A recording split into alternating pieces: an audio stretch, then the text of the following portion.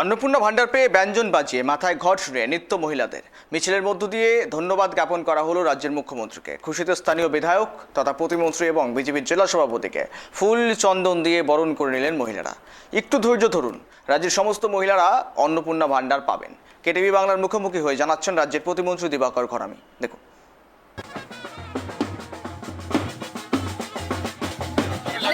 এতটাই খুশি যে আমরা মেয়েরা যারা মানে এই অন্নপূর্ণা ভান্ডার আশা করি প্রত্যেকেই পেয়েছি।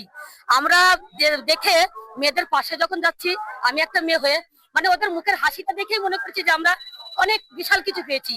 এবং আমাদের এই জন্য মেয়েদের এই পাশে থাকার জন্য এবং আমাদের অন্নপূর্ণা দেওয়ার জন্য আমরা মাননীয় মুখ্যমন্ত্রী শুভেন্দু অধিকারীকে অসংখ্য অসংখ্য ধন্যবাদ। রাজ্যের মুখ্যমন্ত্রী শুভেন্দু অধিকারীকে ধন্যবাদ জানিয়ে যে সমস্ত মহিলারা অন্নপূর্ণা ভান্ডার পেয়েছেন, আজকে তারা সোনামুখীর করিমপুর গ্রামে তারা ধন্যবাদ জ্ঞাপন মিছিল করছেন এবং সেই মিছিলে উপস্থিত রয়েছেন রাজ্যের বন সমবায় ও পরিবেশ প্রতিমন্ত্রী দিবাকর ঘরামি। তার সঙ্গে আমরা কথা বলার চেষ্টা করব।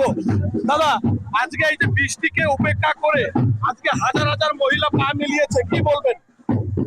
এটা সমস্ত মা বোনেদের মানে একটা উচ্ছ্বাস আপনারা দেখতে পাচ্ছেন, তার বহিঃপ্রকাশ।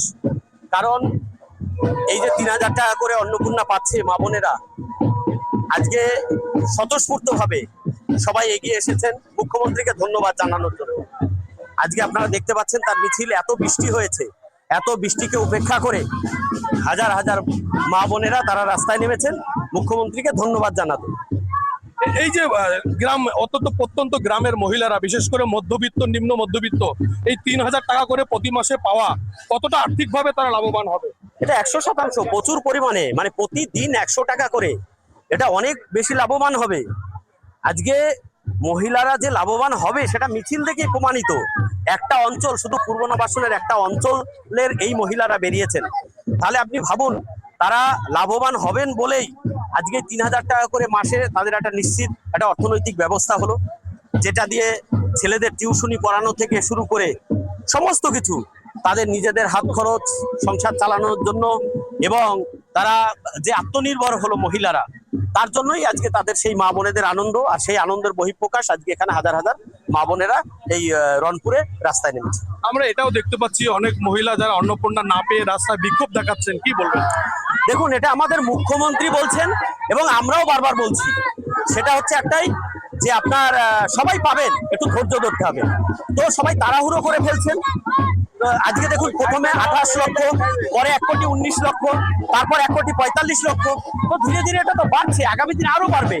আমরা যোগ্য সমস্ত মহিলাকে পাইয়ে দেওয়ার জন্য আমরা তাদের পাশে থাকবো, কিন্তু যারা রাস্তায় নেমে হিংস্রপনা করবে, যারা ওই তৃণমূল এবং সিপিএম এর চক্রে পা দিয়ে তারা ওই সস্তার রাজনীতি করতে ওই মামনেদের রাস্তায় নামাবে, আমি সেই মামনেদের বলবো যে আপনারা সতর্ক থাকুন।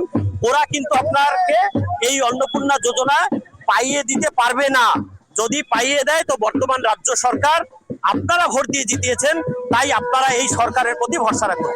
আজকে মুখ্যমন্ত্রীকে ধন্যবাদ জানিয়ে মহিলারা কেউ উলুধ্বনি দিচ্ছেন, কেউ শঙ্খ বাজাচ্ছেন, কেউ আবার নৃত্য করছেন। মহিলাদের মধ্যে কতটা উন্মাদনা রয়েছে?